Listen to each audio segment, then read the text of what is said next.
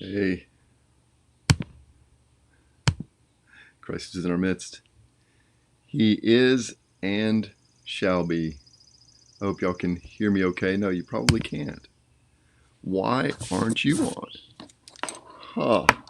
Well, how about that? Let's see if we can't get some better sound quality here. Let's see here. For some reason. Oh, there we go. Yeah. Maybe that's a little bit better. Hopefully it is. Yeah, they don't teach all this stuff in seminary, believe it or not. So you end up learning things like, it used to just be desktop publishing, so you could come up with books for all the pews and stuff. And then now, it's all this other stuff. I started podcasting, let's see, maybe 12 years ago, and it's just because I love podcasts. And a priest friend of mine said, "Hey, you're putting out content every week. Record it and put it out there." And that's a good way to start. And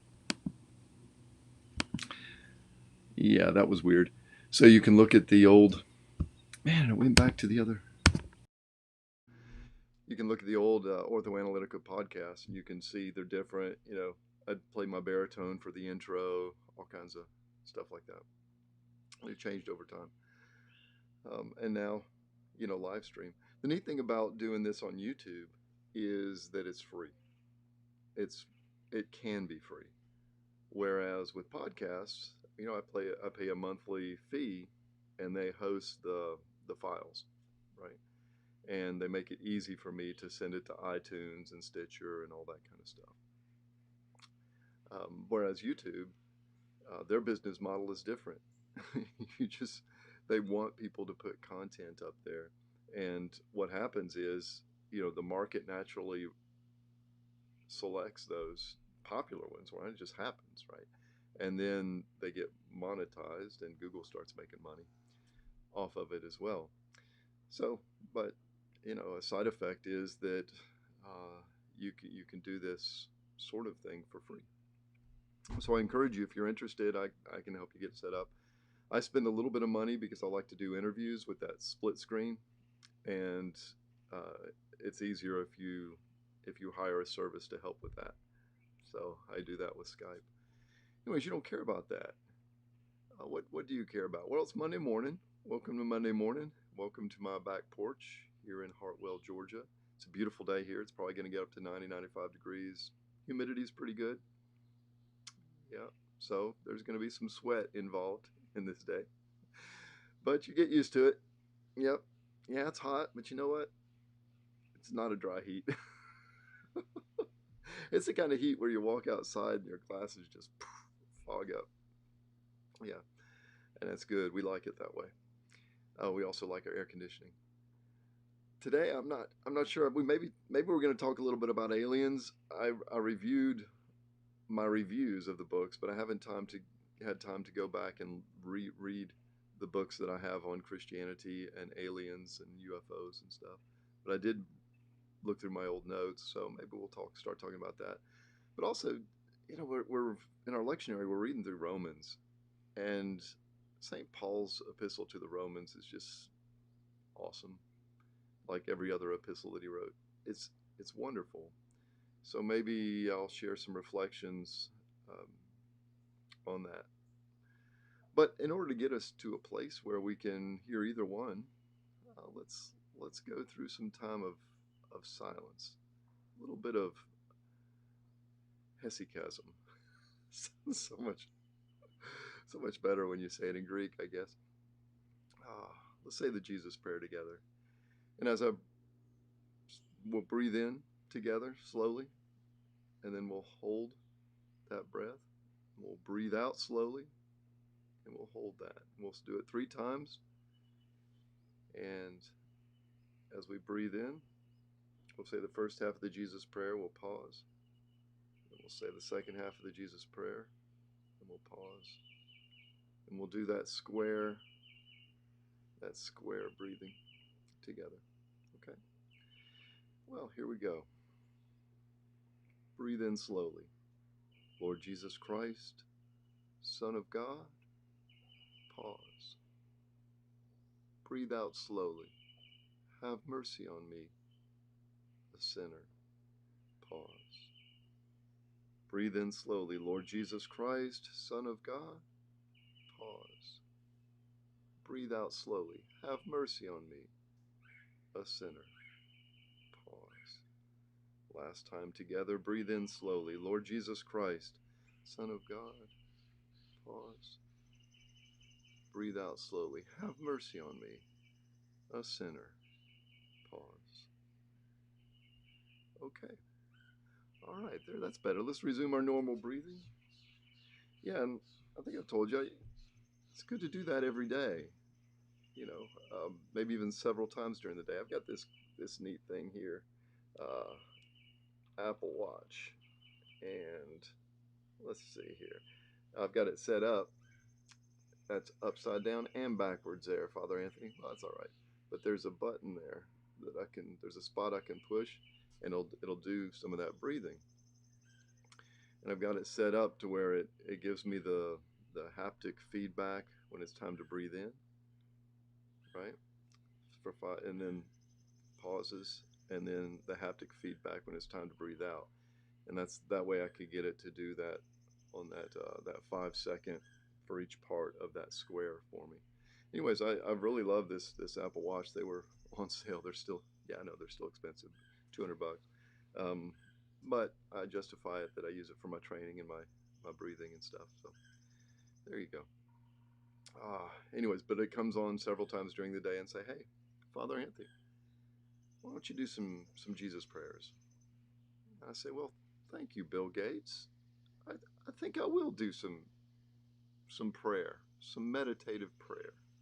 Thank you. Thank you for that, for anticipating my needs. Awesome. So how are y'all doing? Here in Hartwell, it's getting interesting. So it's warming up, and so activity on the lake is up, and you know the people who live here seasonally, they're coming in, and that's all to the good. It's good for the economy. Another thing that to mix in with that is that the coronavirus is making its way here, right? So it took a while, and I'm sure that's true for rural areas all around the place. This is doesn't hit every place equally, and we had a policy. It's not designed for the rural areas. It's designed for the bulk of the population live in cities. Okay, and that's I got real no big beef with that. Um, but we shut down our economy here, and unemployment just skyrocketed. Businesses closed. Lots of shut up businesses here in Hartwell and in Anderson across the border. And then now is when it's gonna hit. So we're gonna have it's tough all over. It's gonna be tough here. So pray for us. We'll pray for you. But I just look forward to the narrative. Oh, those Georgians, they opened up too early. This is proof. No, come on. It just took a while to get here, and we're due. That's the way it spreads. So we're being careful, at church, being real careful. Social distancing, limited attendance, everything that I can do as a priest, I do. In terms of keeping these clean. I wash regularly with alcohol, before, after, during the service. Scrub everything down before and after the service. Usual meticulous stuff that you do, just upped even more. And then I do wear a mask because it's particulates that spread this thing the most. And in the Orthodox liturgy, the priest is singing, projecting the whole service, right? And even in a small space, you still have to project. You still need to be singing. And singing is, the thing that spreads particulates, right? So that's why we handle our kleros, our choir space, our chanting space very particularly as well. Just recognizing that, this is, that's the danger area. And so especially when I am, uh, you know, facing something that people are going to be in contact with, or I'm facing the people. I make sure I have that on. I sometimes I serve with it on the whole time. That's tough though. It does get tough just for sake of breathing. Uh, you know, maybe I don't have great breath capacity or something, but you know, it's so. Anyways, but we're being so careful because heaven forbid that we, as we try to provide healing and support to people, gathering together becomes, you know, a cause of additional distress and illness. Heaven forbid, right? And I really do appreciate our bishops in helping us to come up with policies, SOPs, standard operating procedures for providing a healthy space for people. Because on our own we might not. You know, we're herd animals, so it's interesting to watch. You have clusters of places where people wear masks and clusters where they don't, and I think it's that kind of monkey see, monkey do, where we figure out one of the ways we're wired is we figure out what's appropriate based on what other people are doing. And so at church, we can just get in front of that by doing things that are healthy for people. And we do that, Lord willing, we do that 24/7, right? That's what the parish is meant to be, the place where that part of our social psychology works to our salvation and to our health. You know, you have a group of little s saints doing things well, piously, sacrificially, with patience, with kindness, with courage, and other people naturally emulate that. That is the standard of behavior. And then we spread that. And certainly that's the case in our families as well. And it's neat. So in a family, it's the dynamic is a bit different because you've got children who are growing up into that, and as at the same time that they are learning to imitate, they are also developing their sense of self. And sometimes that sense of self is developed in opposition or kind of challenging or seeing where the limits of belonging are and so on. And yeah, so that's one of the things I'm studying right now in school, in my classes. You know, I'm taking 3 classes basically on educational psychology. 2 of them are specifically designed to help with teaching special needs students and teaching in special needs classes. And then the other one is just pure psychology of children and adolescents. Anyways, it's interesting to study because when we study, it's a secular discipline, but all in it, you can see how a healthy community, you know, and for a healthy Christ-centered Christian community sets the children up for success at each of their developmental stages. And you may remember, well, maybe you don't, maybe you've never heard of this before, maybe you were there, but Dr. Natalie Blinsky and I, we did a retreat on that for the UOL, and it's probably been 4 years now, where we went through Erickson's stages of development, right, which is a secular theory, but it describes each of the stages of development and what ideally happens to human beings at those stages, and also, you know, what the effects are if those things are not met, right? And then we talked about how orthodoxy sets up the person to naturally attain the things that are useful at each stage, and even make up for them if they were not met earlier, right? Which is more difficult. It's more difficult. So it's fun stuff, and it's neat to see how, you know, orthodoxy just matches our psychology so well, and we shouldn't be surprised, right? For 2 reasons at least. One is, yeah, this is developed by God, given to us, right? The same God who made our psychology, who, as you know, we're reading Romans right now, as the Lord who saw the world groaning in sin and us along with it, right? He knows us from the inside. He knows what we need, and so He set up a system to heal us. and at that system is center of that system, or at its foundation is Christ, right? So that's one reason we shouldn't be surprised when good science, and in this case, good psychology, matches up with orthopraxis, right? The way that we do things in the church. And then the second reason is, so if I brought that up in my classes, people are like, yeah, you're a priest, stop it, stop it. This is science, stop. I can say, okay, well, how about this? So this is the way that secular anthropologists and so on, who are willing to look at religion with, some kind of objectivity, they'll recognize that any cultural system that survives for a long time and creates healthy people has something going for it. And they may say, well, it's a result of evolution, right? It's cultural fitness as opposed to, the genetic fitness or whatever. So it's a slightly different mechanism.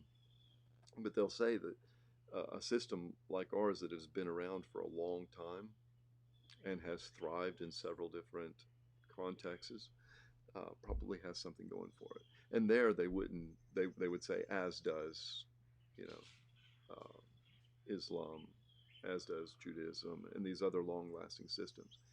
And when you come at it from that view, it doesn't it doesn't really give you as much leverage in wanting, what is the good, right? But it does say what is useful, um, and it does provide a warning, not to just say, oh, let's get rid of little t tradition, let's get rid of culture because it's obviously flawed, and replace it with something that hasn't been tried in human history, right? This and this is me coming out as an old man, right? Yeah, okay, boomer, right? If you things need to be adjusted continuously, but you don't grab it and throw it out and trying to recreate something because it's a ship and you're living on it, right? So, unless you can swim, don't trash the ship as you're sailing. Adjust. You um, and we're in the midst of one of those adjustments right now, and fully supportive of that. And as I said, I'm an optimist. I'm an optimist because I do believe that most people, most of the time, want to be good, and when that's true, even by itself, we're pretty smart, right? We're not always smart, but when we put our minds to something, we've got techniques. We've got techniques, engineering, scientific, you know, um, and it's driven by, in our case, very well because of our special place in history. I'm willing to say that because we have figured out how to set up individual incentives so that they naturally lead to the satisfaction of the needs of the whole, right?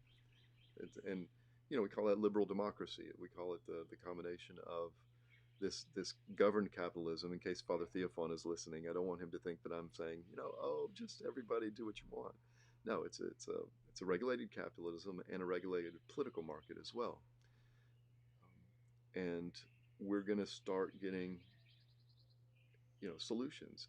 And because we're a decentralized system, lots of places will try different things. Lord willing, hopefully we won't have this herd instinct, of just whatever, because then we're not going to have the variance that we need to figure out what works better and what doesn't. And like I said, we're already seeing things, and we can disagree or agree, but some of the things being tried are getting rid of the immunity, right?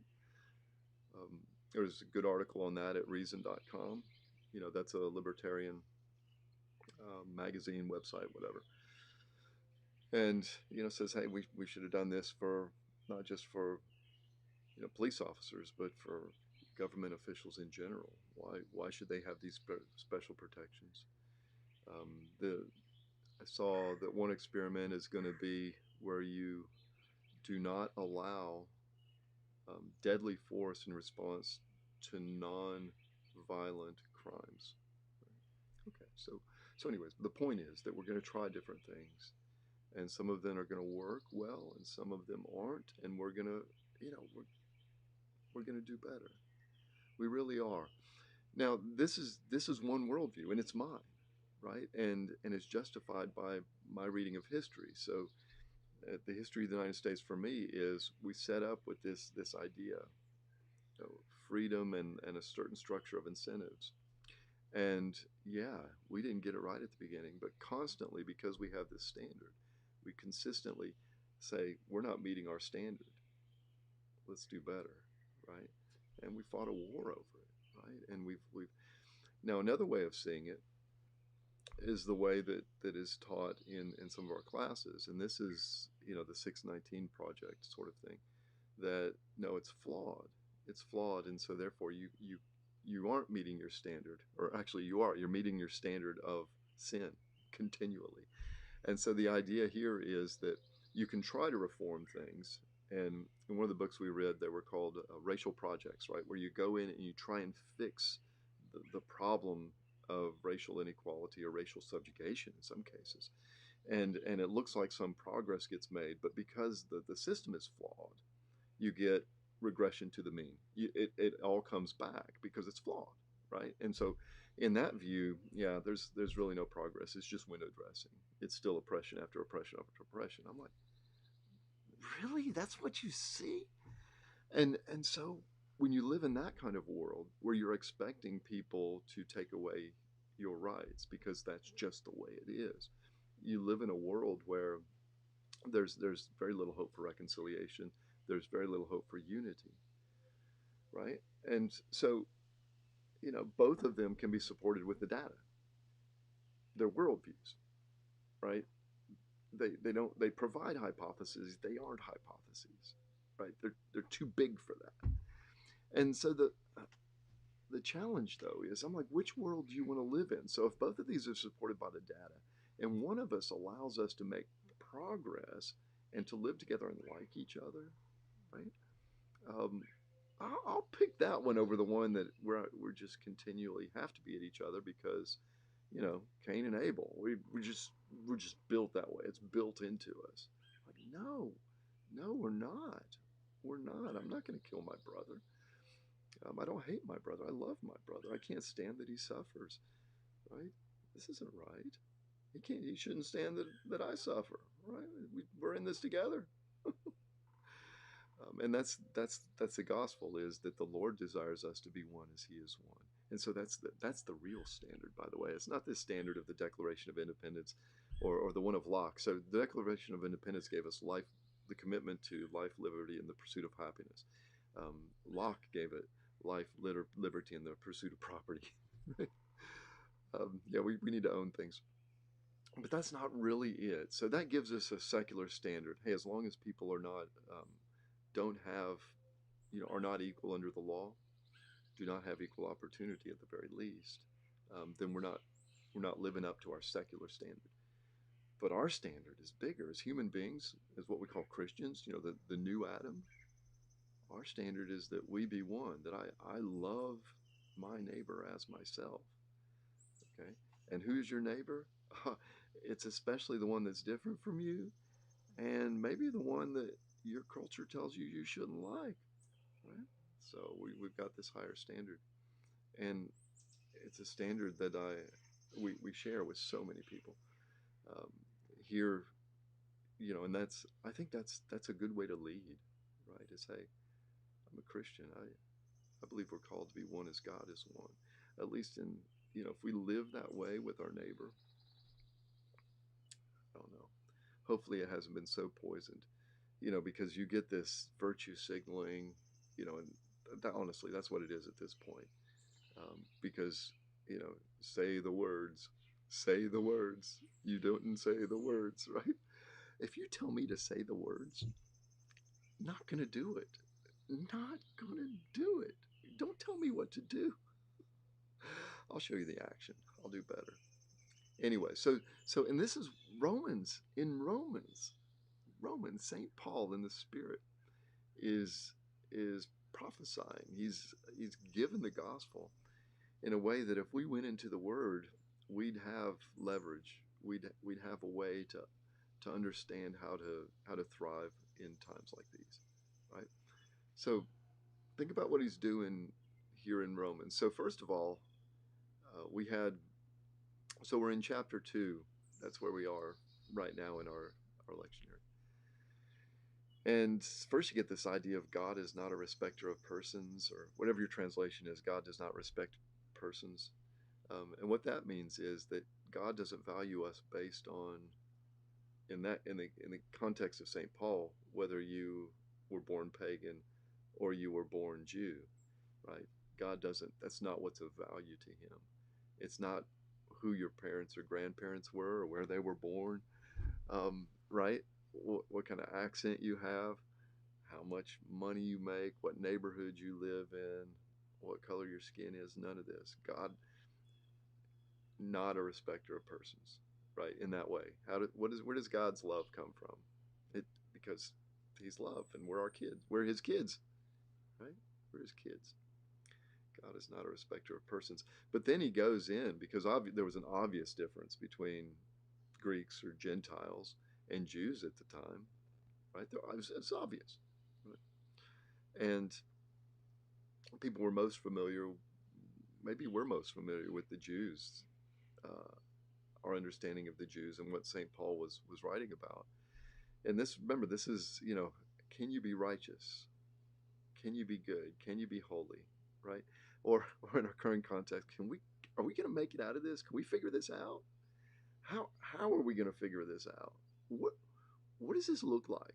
What's going on here? And that's what he's addressing. He's saying, well, we've tried different things, and the Jews, the law was one thing to try, right? And to come up with these laws that were given through Moses by God, right? To protect them against their the consequences of their sin, the worst consequences of their sin. So do not commit adultery, right? You're my children. Don't go following false gods, right? Don't do it. Don't do it. Stay here. This is a rule. Another rule: don't take other people's stuff. Another rule: don't sleep with other people's husbands and wives, right? So you've got these rules, and if you follow them, civilization can kind of muddle on despite our sin.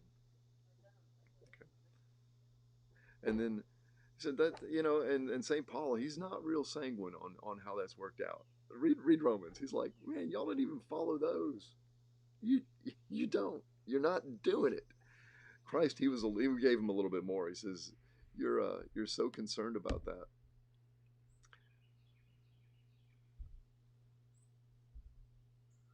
Let's see. Oh, very good. Thank you, Father Sam. Father Samuel just sent me some word. Yeah. So uh, the Lord Jesus, when he was there, he called out. He said, "Look, some of y'all, yeah, you're doing really good following the law. Congratulations. Oh, you're tithing mint and cumin. Oh, well done. Yeah, you're not being good. You're not being good." Uh, and so we understand, because of the example of the Pharisees, how that law-based approach can go sideways, right? For one, you can ignore the law. Don't tell me what to do, right? Yeah, okay. And then the other way is you can turn the law into its own goodness, right? And that doesn't work. That can't work. You miss the spirit. But I think what's more useful for us right now is looking at the part about the conscience, because that's what he says. He says the Jews, they've got this system set up and it's based around the law. Ain't working. Ain't working. Wasn't meant to work for everything, right? It was a solution. It always had a limited duration and limited expectations. It was preparation for something bigger. Now, the Gentiles don't have the law, but they have their consciences. And if they follow them, they are as a law to the Gentiles. Do you remember that? Right. What does that mean? Now, of course, it's words, so you can drive any truck through that you want, right? If you want to say, oh, therefore just follow your conscience and everything is going to be good, because it's just like the perfect law that God gave to the Israelites. That's crazy talk, because that's not what Saint Paul is saying about the law for the Jews. He's saying the law for the Jews, given by God, not enough. Not enough. It wasn't meant to be enough, right? So he's saying, yeah, they have their consciences. Uh-huh. And so look at the parallel that he's setting up, right? So it's so cool. I love St. Paul. So I'm going to teach homiletics next fall, and you may be like, oh goodness, the blind leading the blind, right? Yeah, I know. But St. Paul's a great preacher. He's a great evangelist. So we're going to look at how St. Paul writes and kind of assume that he preached in a similar way. Maybe not a great assumption. Um, and anyways, so look at the parallel that he's setting up between the Jews and the law and the Gentiles and the conscience, right? It's not a get out of jail free pass, right? It's not saying, oh, well, if you just look into your heart and you follow your heart, then everything is going to be okay. No, no, it won't be. Because even the Jews who had the law and spent all their time trying to figure out how to obey the law to the glory of God so often didn't get it right. Isn't that what much of the Old Testament is about? Is that it wasn't enough, right? In these two ways. So one way was that the Israelites would ignore the law and go off and follow other gods and so on, wouldn't do what he said, right? And then the other way is that they tithe mint and cumin and missed the weightier parts of the law. So how does conscience go wrong? We understand how the law goes wrong, but we're seeing it right now. We're seeing it right now.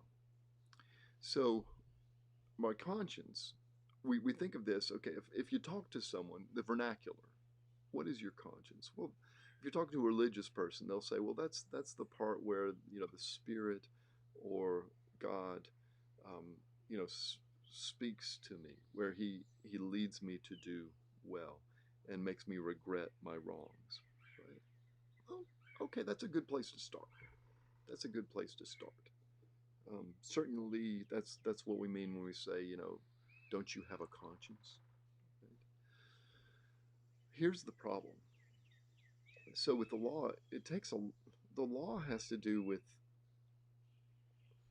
this, and if you're going to have a set of laws, precepts, we sometimes call them, you need to spend time figuring out what they mean and they don't mean. And the Jews were awesome at this, right? We, the Thomas, they did not make up the kind of thing of how many angels can you get on the tip of a pin.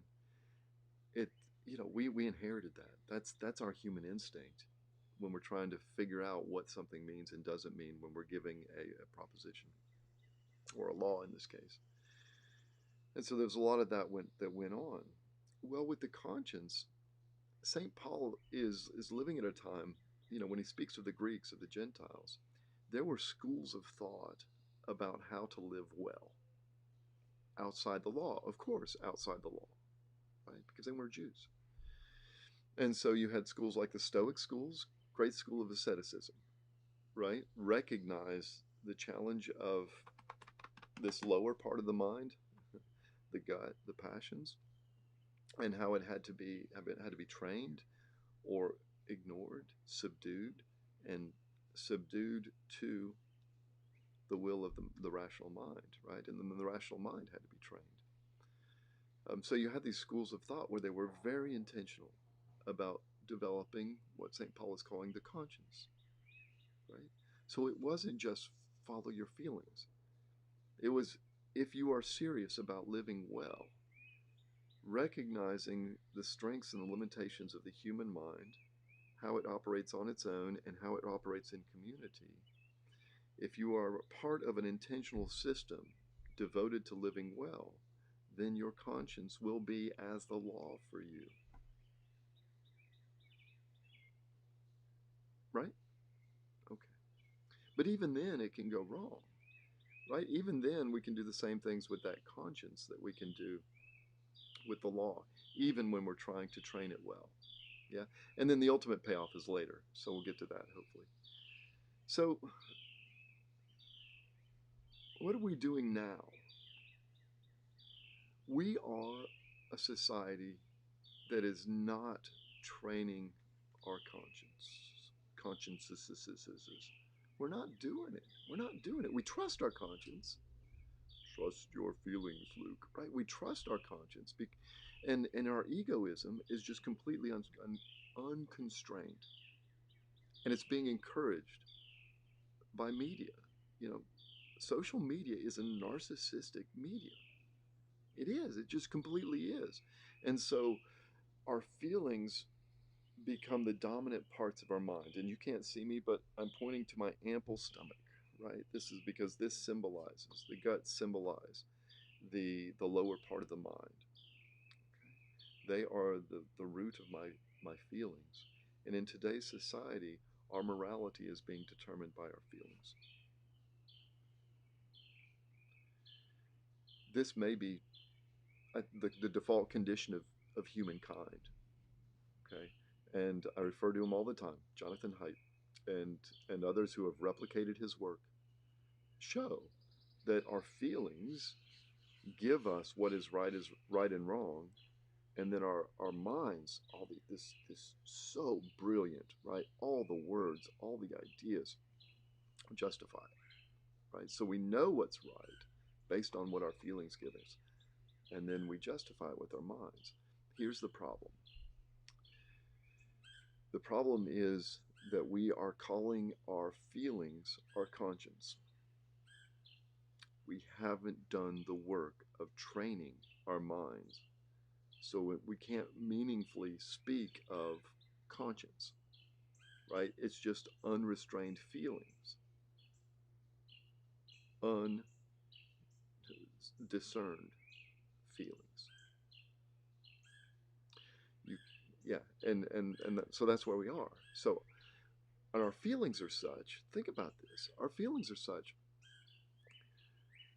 If if I know myself to be right, look, some things are just right, some things are just wrong, and I know that what I am doing right now is right, and what you are doing is wrong. I know this. I know it, right? Here's the thing. That strong feeling of moral certainty, it is just as strong when we are objectively wrong as when we are objectively right. So if you put it in the 2x2 box, where on the top is my feelings about whether something is right or wrong, and then on the side is whether it is objectively wrong or right, guess what? All four of those are populated. Sometimes my feelings are useful, sometimes they're not.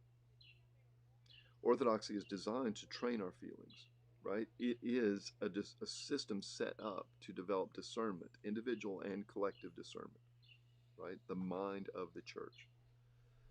But we're not doing that work. And as a society, we're not even trying. We're not even trying. And so what happens is our feelings are huge, and we see an injustice, and our feelings, because in part because of the media, right? There are injustices out there. There are bad things happening, and when they're visual, it increases the the emotion of it. And science has shown, psychology has shown, replicated. Okay, this isn't a one-off experiment. This is replicated. This isn't p hacking. This is replicated. That when an emotion is associated with something, that it's sticky. It hangs around, right? And so our sense of moral justification or moral outrage is even more justifiable by our minds, whether or not it's justifiable in an objective sense or not. Okay. Now, this is true, and propagandists manipulate us. So going back, why was it that so many people uh, in the Soviet Union were willing to do atrocious things? Because they were manipulated by a propaganda machine. Why is it that so many well-meaning Russians are convinced that Ukrainian nationalists are fascists, right? Because they've been manipulated, and manipulated with images, by the way. Okay? This is used again and again and again. And we have a media that is set up, its economic model is set up to emotionalize things, to keep our sense of moral outrage on, to move it from one thing to another. Okay? All right. And if the media had discernment, if it was like the philosopher king of Plato, and if it were looking at the world and saying, there are all these things happening, let me list them in order of their uh, their moral culpability, right? How bad it is. Let me list them, and then let us go through them and fire up the people so that we can make the world a better place. Okay, if they had done that, if they had some kind of discernment, whether it's true a scientific discernment, or it's whether it's a in the spirit kind of discernment, then maybe it wouldn't be such a bad thing. It'd be like a preacher, right? A good preacher who could get people fired up about their sin, and a preacher that knew the community and knew what they really needed to work on and just preached it, right? Brought them to Jesus and had them focus on that thing so that they could become better. And then once they had overcome that, the preacher would then reassure them, heal them, right? Solidify them, then identify the next thing that was keeping them as a community and as individuals from the glory of God, and would begin to preach on that, right? That's one model. Is that the model that we have? Maybe. Maybe. I don't think so. I don't think so. I don't trust that. I mean, if we look around, if we stepped out back from our emotions, back from time, if we were at a time in between crises, right, and we said, let's come up with a list of things, in the world, so social justice things that we want to work on. I tell you what, the abuse of authority, and especially against minorities, it'd be on my list, right? It'd be on my list. But so would so many other things that aren't. And I'd do it differently. Okay, I'd do it differently because I'd preach it and I'd present it in a way that allowed for solutions. Yeah, it's not being done. So take some time out and think about this. What, rather than letting my feelings determine, move me around, drag me by the nose, from one thing to the next, step back and say, what are the big things that are keeping us from manifesting the glory of God? Okay. A culture, here's one, I don't know, maybe a culture that accepts abortion as a legitimate way of sexual liberation, of dealing with our sexual habits. I think we should maybe figure out a way around that, right? There's a huge toll being, and the fact that we can I have classmates, I have friends who say it's not a child, it's a fetus, right? Okay, is that where we are? Really? Okay. And next thing you know, um, oh, that's not a person. That's a black, right? How, once you start down that road, no, image of God, image of God, image of God, right? Um, God is not a respecter of persons. That's the standard. Okay. Anyways, there are so many things that are on our list, right? And I don't like the fact that we are being led from one to the next, by people who don't have discernment, who don't understand the greater context. Um, so that bothers me. But anyways, back to St. Paul. So he sets this up, and so he says, look, the law's not enough. Your conscience isn't enough, even if you're like the best Stoic or the best, I don't know, Platonist or whatever school it is you're in. Not enough. And he look at us and say, those, you just following your feelings, Epicureans, I don't know, maybe, following your feelings and that's your righteousness. That's not enough either. It's not going to preserve civilization. That's one of the levels he's talking about. Is, can it make you a good neighbor, right? Can it preserve humanity, I guess? But then the real payoff with St. Paul, he says, look, the law was never meant to be enough. Your conscience cannot be enough. The Lord saw this. He saw the world groaning in agony. He saw you groaning with it. And so he sent his Son, so that all who would believe in him should not perish but have eternal life. Read Romans. Read Romans. It's so powerful, right? So he sets it up and he says, I don't care how well you do the law. I don't care how well you do your conscience. It's not enough.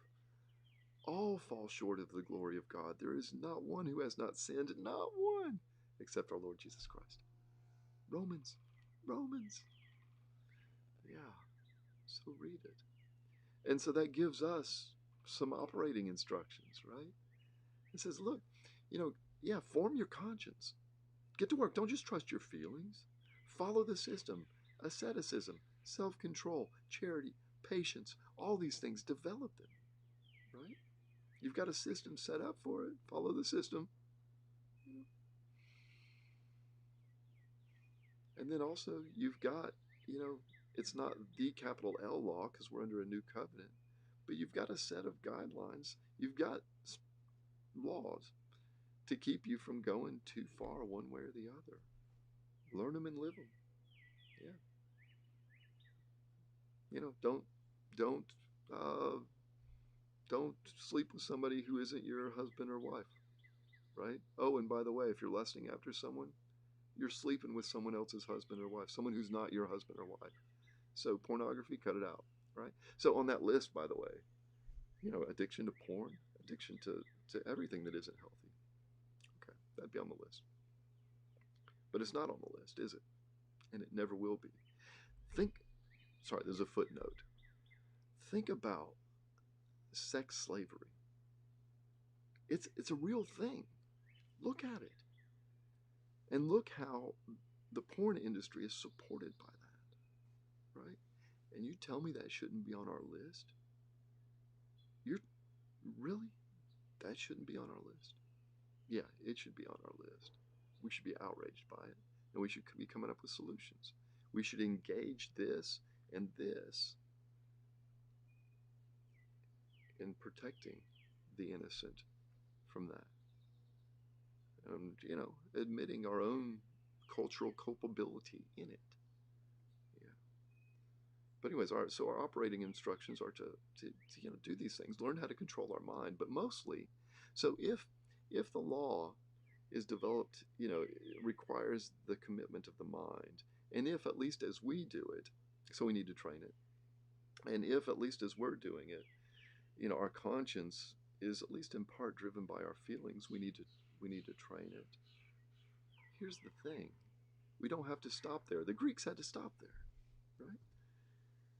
And they would disagree about which way to, what the proportions are.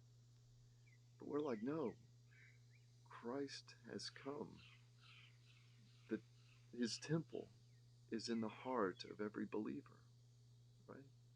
He desires to live within us. And the way that we meet him, yes, we can learn his way.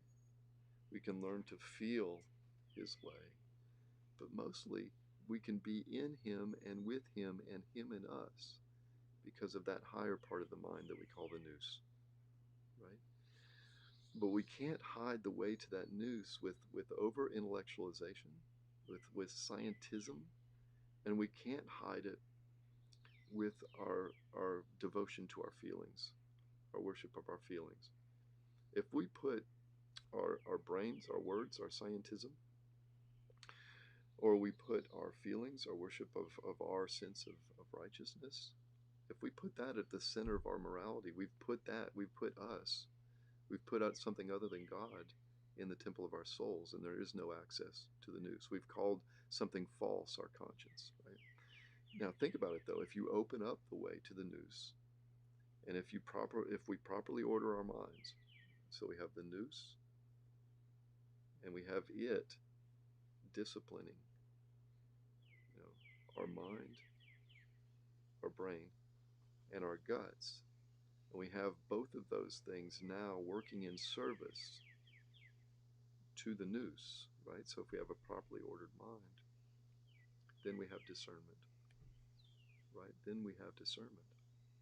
And we have objectivity, right? And we won't be led around from one thing to the other based on our feelings or based on scientism, which is, so science, the kind of science I do, you can get some good results, but most of our results are around things that you can get good data from.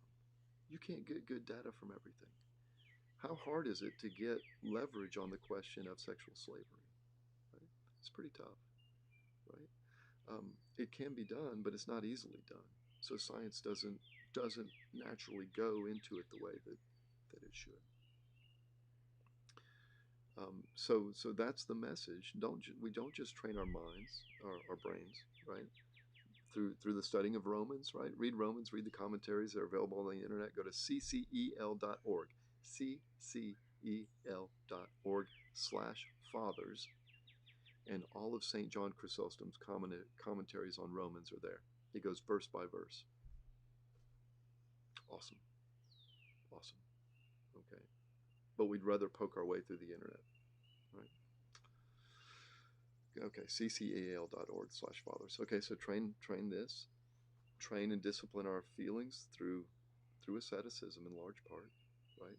So we learn to control our desires and to desire what is good rather than just what we want.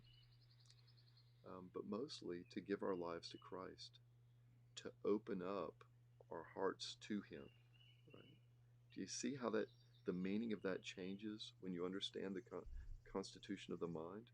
When we open up our heart to Christ, we are inviting Him. We desire to meet Him in our nous. He lives in the temple of our soul, of our mind, right?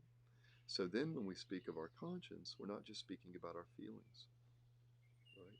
We're speaking of the reaction of a well-ordered mind, okay, that lives in the Spirit. Yeah. So that's where we need to get. But it's going to require some changes in our daily routine. We are so vulnerable to images. So what do? If you're vulnerable to something, you can either start figuring out what the armor is, or you can remove yourself from the threat. Look at fewer images.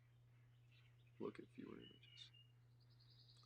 Look at the right kind of images. Remember that interview? Awesome interview. Probably the best interview I've ever done. It was fantastic. With Lynette Hull, the prosopon iconographer, about how the meditation in front of properly ordered images, right, reorders us, brings us peace, and how when we do it in silence, it transforms us, right? It trains and transforms our minds. But check out of the news cycle. Okay, like I said, I know people, good people, people who are trying to make a difference in the world, who think that they are becoming, that it's useful to spend as much time engaged with the news cycle. Okay, that's not how it works. Okay, I did this job, right? I did the job where you would have you could spend 24/7 as an intelligence analyst reading the all the data from all of your different intelligence systems, so you can figure out what's going on and what policies you can leverage to change the situation somewhere, right? But at a certain point, you have to step back. It isn't productive after, I would say, maybe 2 or 3 hours a day. It's no longer productive because you need time to come back and test your hypotheses, adjust your hypotheses, and just discern. Just discern. So look at the big picture rather than just. And so much of the news is just designed to be emotional. People aren't presenting facts. And it's not just that they're presenting opinions. They're manipulators, right? So back off from that. Back off from that. And we should fill more of our time with things that increase our peace and that increase our discernment. That way, the confusion of the world doesn't come in and define our minds through our feelings. We bring the discernment from our properly ordered minds to the events of the world, right? And there are people who are doing that. And here's something. This is what I'll end with. People who do that can disagree, right? Back to another recurrent theme in these broadcasts is that people with discernment can disagree. This also should increase our humility. The fact that our feelings and our sense of righteousness is not a good to guide to what is good, right? That should increase our humility.